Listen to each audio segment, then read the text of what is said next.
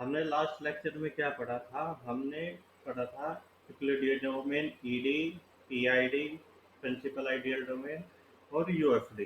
ठीक है, यूएफडी की हमने डेफिनेशन पढ़ी थी। मैं फिर इसको रिवाइज कर देता हूँ। देखो, काफ़ी गैप हो गया पहले लेक्चर में और इसमें मेरा मोबाइल सर्विस सेंटर पे चला गया था जो अभी भी नहीं आया। ठीक है, यूनिक फैक्टराइजेशन डोमेन होता क्या है?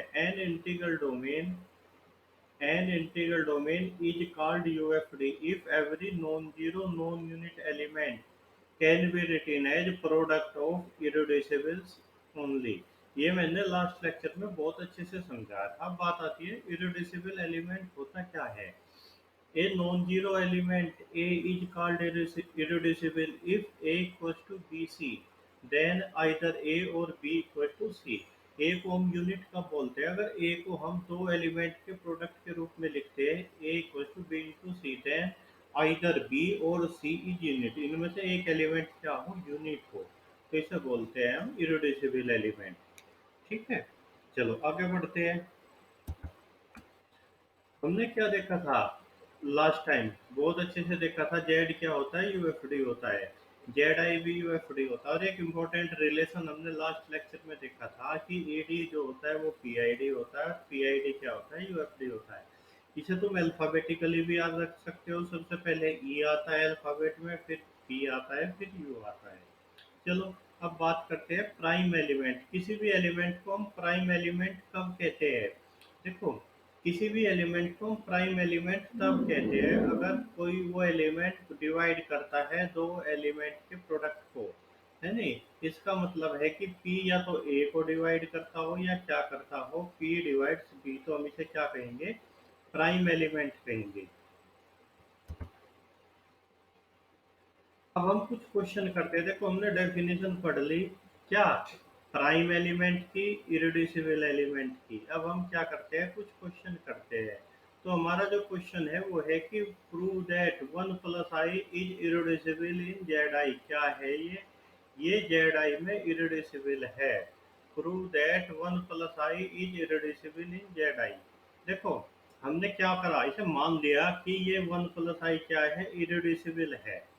जब ये इरेड्यूसिबल है, इसका मीनिंग क्या है? इसका मतलब है कि चलो हमने इसे इरेड्यूसिबल मान लिया। ठीक है, इरेड्यूसिबल या रिड्यूसिबल हमने मान लिया कि ये क्या है? ये इरेड्यूसिबल, ये रिड्यूसिबल है, इज इरेड्यूसिबल। ठीक है, जब ये रिड्यूसिबल है तो इसके क्या हो जाएगी? दो नॉन यूनिट फैक्टर हो जाएंगे। इसके दो फैक्टर मान लिए, A plus i B, C plus i D. ठीक है, अब इसका कॉन्जुगेट लिया तो ये कितना हो जाएगा? A minus i B, C plus i D. तो इन दोनों की मल्टीप्लीकेशन कितनी हो जाएगी? A plus i, A minus, वो sorry, one plus i one minus i two. इधर क्या हो जाएगा? तो कॉम्प्लेक्स नंबर का कॉन्जुगेट है ए स्क्वायर प्लस बी स्क्वायर सी स्क्वायर प्लस डी स्क्वायर। देखो क्या हो गया? ए भी इंटीजर है, बी भी इंटीजर है, इनका स्क्वायर भी इंटीजर होगा, इनका सम भी इंटीजर होगा। सी भी इंटीजर, डी भी इंटीजर, इनका स्क्वायर भी इंटीजर और इनका सम भी इंटीजर। तो ऐसा कब पॉसिबल हो सकता है? ऐसा कब पॉसिबल हो सकता है? या तो ये हिस्सा टू वन हो, ये टू हो, या दूसरी पॉसिबिलिटी क्या है? ये A square plus B square two हो और ये वन हो। ठीक है, अगर हम इसे वन मान लेंगे, ठीक है, तो इसका मीनिंग क्या है कि ए प्लस आई भी यूनिट है, इसका इनवर्स है। वन का तो इनवर्स होता है जेड आई में। अगर क्या मान लेंगे हम? इस हिस्से को वन मान लेंगे। ठीक है, तो अगर हम मान रहे कि C square plus D square equal to one, ठीक है, तो ऐसा कब पॉसिबल है? या तो सी वन हो डी जीरो या डी वन सी जीरो, है नहीं? एक को हमें क्या लेना पड़ेगा? वन लेना पड़ेगा। सही बात है। जब सी डी इंटीजर है, दशमलव में नहीं ले सकते तुम सी डी को। तो हमने क्या ले लिया? सी को वन ले लिया, डी को, सी बराबर वन ले लिया, डी को जीरो ले लिया। तो सी प्लस आई डी कितना हो जाएगा? सी प्लस आई डी तो वन हो जाएगा। ठीक है, इसका इनवर्स एग्जिस्ट करता है। ठीक है, अगर तुम सी को जीरो, डी को वन लोगे तो ये कितना हो जाएगा? आई, आई का भी इनवर्स होता है जेड आई में। सही बात है, माइनस आई। तो क्या हो गया? हर केस में एक यूनिट एलिमेंट आ रहा था। जो तुमने ये फैक्टर लिए, इनमें से एक हिस्सा यूनिट है। इसका मतलब क्या हो गया कि वन प्लस आई जो है इरेड्यूसिबल है, इज इरेड्यूसिबल, इज इरेड्यूसिबल। ठीक है, चलो आगे ये क्वेश्चन करना। अब फिर एक क्वेश्चन ले लेते हैं, वो कह रहा है कि प्रूव दैट, क्या है ये, 2 plus under root of -5 is irreducible. ये इरेड्यूसिबल एलिमेंट है कहाँ, Z my under root of -5। ठीक है, इसके एलिमेंट कैसे होंगे, इसके एलिमेंट कैसे होंगे, इसके एलिमेंट होंगे ए प्लस बी रूट -5, जहाँ ए बी क्या होंगे, इंटीजर होंगे। अब हमें क्या करना है, इसे इरेड्यूसिबल प्रूव करना।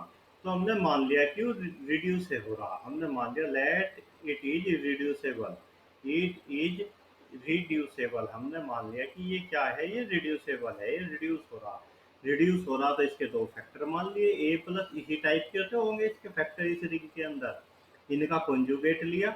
ठीक है, अब हमने क्या करा, इनकी मल्टीप्लाई कर दी, तो ये इधर कितनी आ गई मल्टीप्लाई, 9 आ गई, इधर क्या आ गई, ये और ये।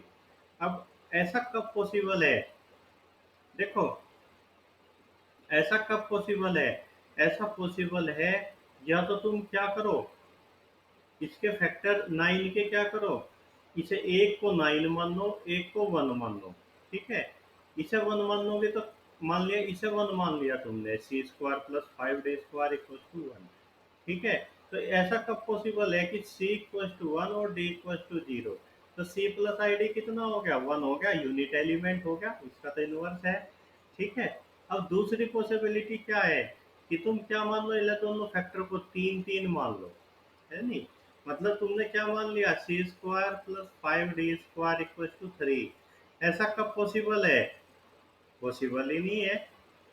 इंटीजर इनकी वैल्यू रख के देखो, इंटीजर 1 2 3 4 कुछ भी कभी भी नहीं आ सकता ये, तो ये क्या होगा, ये केस क्या है, नॉट पॉसिबल, ये केस क्या है, नॉट पॉसिबल। ठीक है, तो अगर तुम एक हिस्से को 1 लोगे तो वो यूनिट आ रहा, और अगर तुम 3 लोगे तो ये पॉसिबल ही नहीं है, तो क्या हो गया, ये जो हमने फैक्टर माने थे ये हमारे गलत है, ये क्या हो गया, ये इरेड्यूसिबल हो गया। फिर एक क्वेश्चन कर लेते हैं, वो कह रहा है कि prove that 3 is not prime in Z root -5। देखो हमें क्या प्रूव करना कि 3 प्राइम नहीं है। देखो हम इसे थोड़ा इस क्वेश्चन से ही सीख लेते हैं, इस क्वेश्चन में हमने क्या देखा, हमने देखा कि 2 प्लस रूट -5, 2 प्लस -√5, इनकी मल्टीप्लीकेशन कितनी आ रही, 9 आ रही, 2 प्लस रूट ऑफ -5 और 2 माइनस रूट ऑफ -5, क्या आ गया, ए प्लस बी, ए माइनस बी, इनका स्क्वायर ही तो करना, 2 का स्क्वायर, अब कितना, माइनस माइनस ऑफ कितना, अंडर रूट 5 का स्क्वायर, कितना हो जाएगा ये हो जाएगा कितना, 2 का स्क्वायर माइनस माइनस ऑफ कितना आ जाएगा, ये -5, तो ये कितना आ गया, 9। ठीक है, तो देखो हमें क्या पता, 3 डिवाइड करता है 9 को। ठीक है, इसका मतलब क्या, 3 डिवाइड करता है 2 प्लस रूट -5 को, और 2 माइनस रूट -5 को, इनके प्रोडक्ट को डिवाइड करता है 3, पर 3 ना तो इसको डिवाइड करता, 2 प्लस रूट -5, और ना ही 3 इसे डिवाइड करता, 3 does not divide 2 minus root of -5। देखो इन्हीं के प्रोडक्ट को डिवाइड करता था 3, पर इन्हें अलग अलग कोई से को भी डिवाइड नहीं करता, जबकि प्राइम की डेफिनेशन ये थी कि अगर वो दो एलिमेंट के प्रोडक्ट को डिवाइड करता है तो उनमें से कम एक को तो डिवाइड करना पड़ेगा। इसका मतलब क्या होगा कि 3 तो प्राइम नहीं है इस रिंग के अंदर, हम प्राइम वैसे दिखा सकते हैं। ठीक है, देखो जैसे ये क्वेश्चन है, वो कह रहा है कि prove that 5 is not prime in this ring, 5 prime नहीं है। देखो हमने क्या करा, ये ले लिया 4 - 3i, तुम कहोगे ये हम ऐसे कैसे ले पाएंगे भाई, 2 4 क्वेश्चन करोगे ये लेना आ जाएगा, मैं ऐसा बताऊंगा आगे। ठीक है, इनका प्रोडक्ट कितना होगा, इनका प्रोडक्ट तो 16 और 9 25 हो गया, तो हम क्या कहेंगे, 5/25, है नहीं, इसका मतलब क्या होगा, 5/4 - 3i इंटू 4 + 3i, 5 क्या करता है, इन्हें डिवाइड करता है, बट 5 ना तो इसे डिवाइड करता है, इन्हें अलग अलग तो 5 डिवाइड ही नहीं करता, इनके प्रोडक्ट को डिवाइड करता है बस, 5 डज नॉट डिवाइड 4 + 3i। इसका मतलब क्या हो गया, कि 5 प्राइम नहीं है, ठीक है, इस रिंग के अंदर। चलो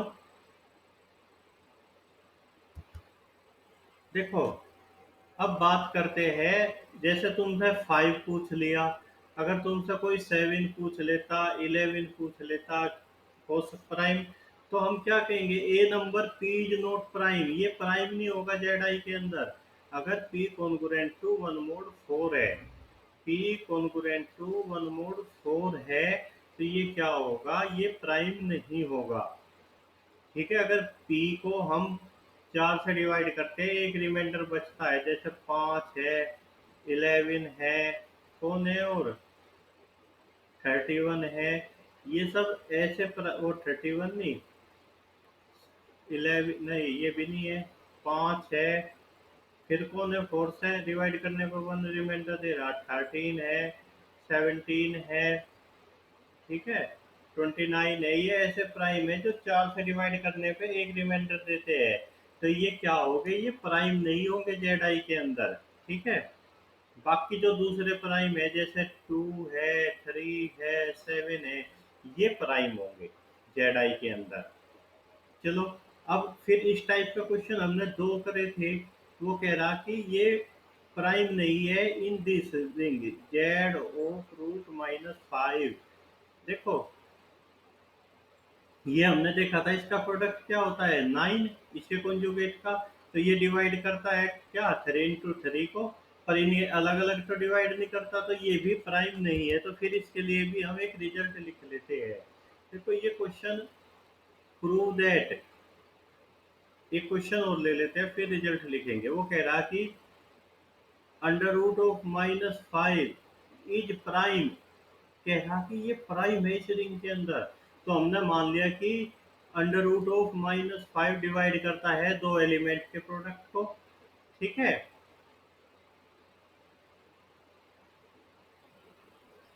देखो, जब ये डिवाइड करता है इसको, तो हमें क्या मिलेगा, हमें एक एलिमेंट ऐसा मिल जाएगा। देखो, अगर हम कहते हैं कि A divides B into C, A B into C को डिवाइड करता है, तो हम क्या कह सकते हैं कि एक एलिमेंट ऐसा है ए इंटू एक्स बराबर बी इंटू सी। ठीक, जब ये इन्हें डिवाइड करता है, तो जरूर एक एलिमेंट है जो इसका मल्टीप्लीकेशन होकर इसके बराबर देगा। अब हमने क्या करा, दोनों साइड का कॉन्जुगेट लिया और मल्टीप्लाई करी, तो ये आ गया A square plus 5 C square plus 5 equal to 5 into X square plus 5 Y square. अगर हम इनकी मल्टीप्लाई करें, अगर हम इनकी मल्टीप्लाई करें, तो हम क्या देखते हैं कि यह टर्म भी 5 की मल्टीपल, या भी और इधर तो 5 का मल्टीपल है ही है, तो यह टर्म भी 5 की मल्टीपल होनी चाहिए, तभी तो डिवाइड हो पाएगा। तो हम क्या देखते हैं कि 5 डिवाइड्स ए स्क्वायर इंटू सी स्क्वायर, ठीक है। तो इससे हमें क्या मिला कि 5 ए और सी क्या है, इंटीजर है, तो 5 डिवाइड क्या, ए स्क्वायर इंटू सी स्क्वायर। इसका मतलब क्या हो गया कि 5 या तो ए स्क्वायर को डिवाइड करता है या सी स्क्वायर को डिवाइड करता है। तो इससे हमें क्या पता चलेगा कि जो हमारा अंडर रूट 5 है, या तो वो ए को डिवाइड करता है, या अंडर रूट 5 क्या करता है हमारा, डिवाइड करता है सी को। सही बात है। तो इससे जब ये प्लस वाला कर रहा, तो फिर माइनस वाला भी करेगा, ठीक है। तो इससे हमें क्या पता चल गया कि ये प्राइम है। अब मैं रिजल्ट बता रहा था, अगर देखो तुमसे ऐसा एलिमेंट दिया जाए A plus B root of minus P, ठीक है, ये ऐसा एलिमेंट दिया जाए कि A plus root of minus P such that A not equal to 0 is not prime in, जैसे देखो हमने एक क्वेश्चन किया था, 2 plus root minus 5 is not prime in Z root minus 5। देखो ये क्या, ये और ये जब कॉमन कर जाए, थे यहाँ 3 भी ले लो तुम, ये फिर क्या होगा, ये प्राइम नहीं होने के, ठीक है। इसे डायरेक्ट भी याद रख सकते हो, प्रूव भी कर सकते हो। ये क्वेश्चन कई बार पूछा गया। अब एक क्वेश्चन लेते हैं, prove that 2 is prime but not irreducible in Z6। हमें क्या दिखाना कि 2 प्राइम है बट इरेड्यूसिबल नहीं है Z6 में। मतलब Z6 में इसके फैक्टर हो सकते हैं, बट ये प्राइम एलिमेंट है। चलो इसको देखते हैं कैसे करेंगे। देखो, वो कह रहा कि we can not find A and B such that in Z6, हम Z6 में से दो नंबर नहीं ढूंढ सकते कि टू उनके प्रोडक्ट को डिवाइड करे पर उन्हें अलग अलग डिवाइड ना करे। तो पक्का डिवाइड करेगा।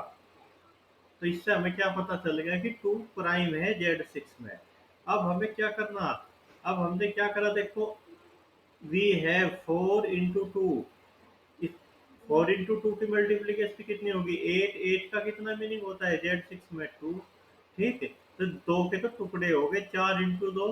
और ना चार प्राइम यूनिट है ना दो यूनिट है, तो इससे क्या पता चल गया कि टू इरोड्यूसिबल है। कोई इरोड्यूसिबल नहीं, इरेड्यूसिबल नहीं है, मतलब ये रिड्यूस हो रहा।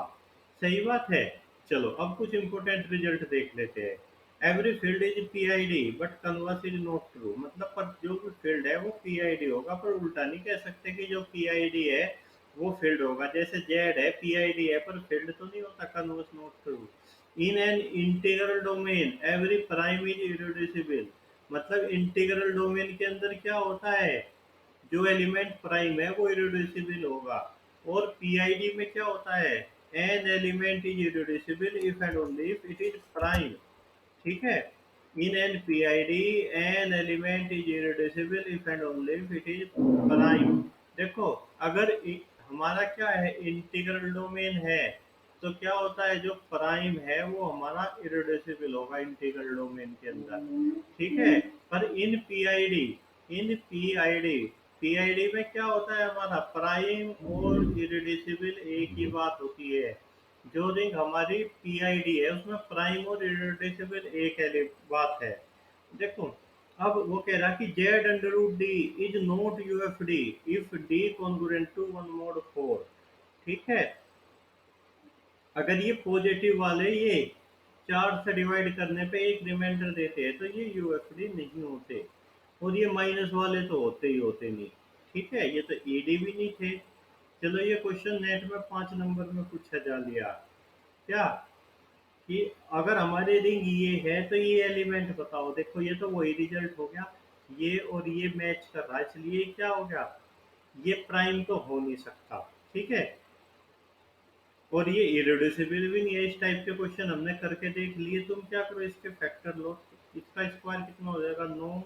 9 और 5 14। 14 इंटू कितना आ जाएगा, इधर इधर आ जाएगा कितना, ए स्क्वायर प्लस 5 बी स्क्वायर सी स्क्वायर प्लस 5 डी स्क्वायर। ठीक है, ऐसा पॉसिबल ही नहीं हो सकता। ए बी सी इंटीजर लोगे, 1 होना पड़ेगा। चलो, और आर इज नॉट यूएफडी, तो इसके कौन कौन से दो विकल्प है, ये और ये देख लो। हमने ये देख लिए माइनस वाले यूएफडी नहीं होते। चलो अब बात करते हैं important portion, polynomial ring. Polynomial ring सबसे इम्पोर्टेंट पोर्शन है अलजेब्रा का। ये ऐसा पोर्शन है जो ऐसा क्वेश्चन आता ही आता है, इसके बिना क्वेश्चन पॉसिबल नहीं है। पोलिनोमियल रिंग के बिना, पोलिनोमियल रिंग होती क्या है। देखो, हमने मान लिया आर कोई रिंग है। ठीक है, आर क्या है, कोई रिंग है। जैसे आर क्या है, हमारी रिंग है, A1 A2 A3 AN, ये क्या है, कोई रिंग है। अब तुमको ये कि हम तो इसके एलिमेंट को ऐसे लिखेंगे, A2 A1 A4 A3, ऐसे, मतलब उल्टे सुल्टे लिखेंगे। तो ये तो तब भी तो आ रही है, कोई फर्क नहीं पड़ा। पर हम क्या कुछ ऐसा ना कर दे कि जैसे ही हम इनका स्थान चेंज करें तो एकदम एलिमेंट भी चेंज हो जाए। तो क्या करा हमने, इनके स्थान को फिक्स करने के लिए इनके साथ हमने क्या करा, एक्स की पावर डाल दी। ठीक है, जैसे क्या, ए एन एक्स की power N plus A n-1 X की पावर n-1, ऐसे। अब तुम क्या लाओगे, अगर यहाँ 2 पहले लाओगे, A2 एक्स की power n plus A3 x की पावर n-1, तो क्या दिख रहा तुम्हें, ये अलग दिख रहा, ये अलग दिख रहा, जबकि यहाँ कोई फर्क नहीं था। तो हमने क्या करा, इनके स्थान को फिक्स करने के लिए A1 A2 A3 के एक्स की पावर इनके साथ डाल दी। ठीक है, ठीक है, हम क्या बोलते हैं, एक्स को डिटर्मिनेंट एक्स, जबकि ए आई क्या थे, A1 A2 रिंग के एलिमेंट थे। तो ये क्या हो गया, ये एक एलिमेंट हो गया रिंग का, ये दूसरा, जैसे तुम इनके स्थान चेंज करोगे हर बार नया एलिमेंट मिलेगा। ठीक है, तो क्या पोलिनोमियल रिंग क्या है, कुछ नई बात नहीं है, बस हमने क्या करा, आर के एलिमेंट के स्थान फिक्स करने के लिए एक्स की पावर उनके साथ डाल दी। चलो, देखो हमने क्या ले लिया, दो पोलिनोमियल ले लिए, किसी भी रिंग के एलिमेंट ले लिए, ये मान लिया जेड एक्स के एलिमेंट है। ठीक है, ये जेड एक्स के एलिमेंट हो गया एफ एक्स और जी एक्स, तो इन्हें जोड़ेंगे, जोड़ने का वही तरीका जो तुम अपनाते हो, मल्टीप्लीकेशन का वही तरीका। ठीक है, डिवीजन का भी वही तरीका, एक पोलिनोमियल को दूसरे से डिवाइड करके देखो, भूल गए होगे तुम, मुद्दत हो गई है जी, डिवाइड कहा करा तुमने। चलो, अब एक दूसरे टाइप का क्वेश्चन लेते हैं। हमने एफ एक्स क्या ले लिया, एक्स स्क्वायर प्लस 4x+2, जी एक्स क्या ले लिया, ये ले लिया।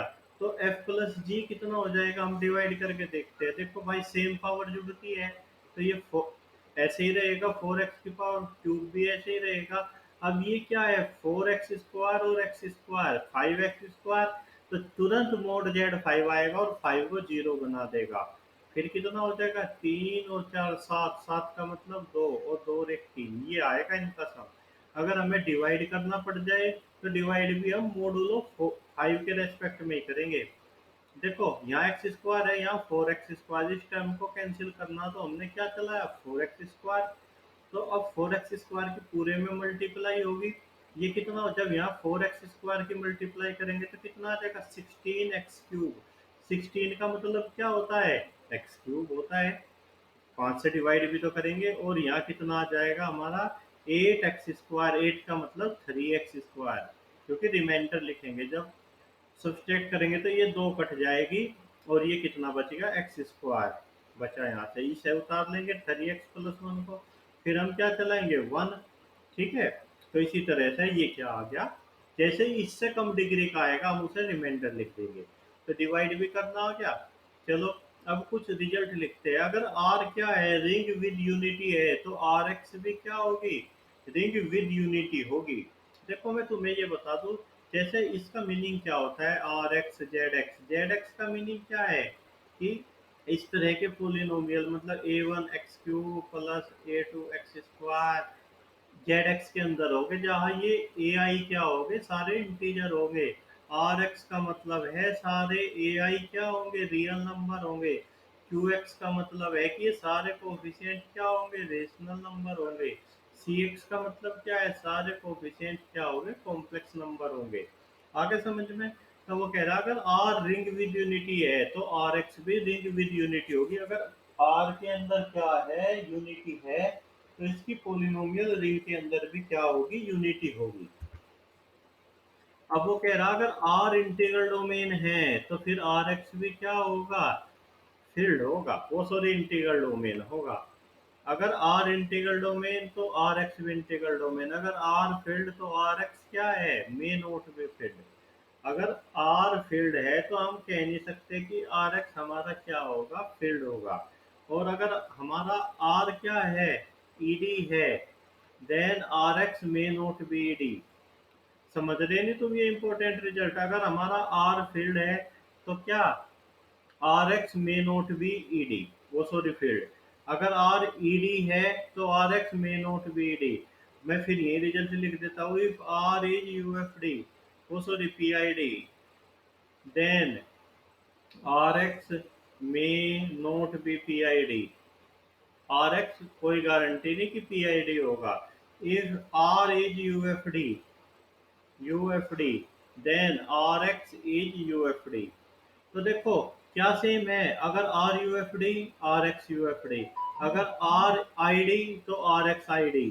ठीक है, केवल ये दो रिजल्ट मैच करते हैं, याद रख सकते हो। अगर आर ईडी है, तो हम कह नहीं सकते आर ईडी होगा, अगर आर पीआईडी है, तो हम कह नहीं सकते, चेक करना पड़ेगा। अभी से समझेंगे। देखो, हमने क्या करा, एक पोलिनोमियल मान लिया, ए एन एफ एक्स बराबर ए एन एक्स की power N, A N minus x की पावर एन माइनस वन ऐसे।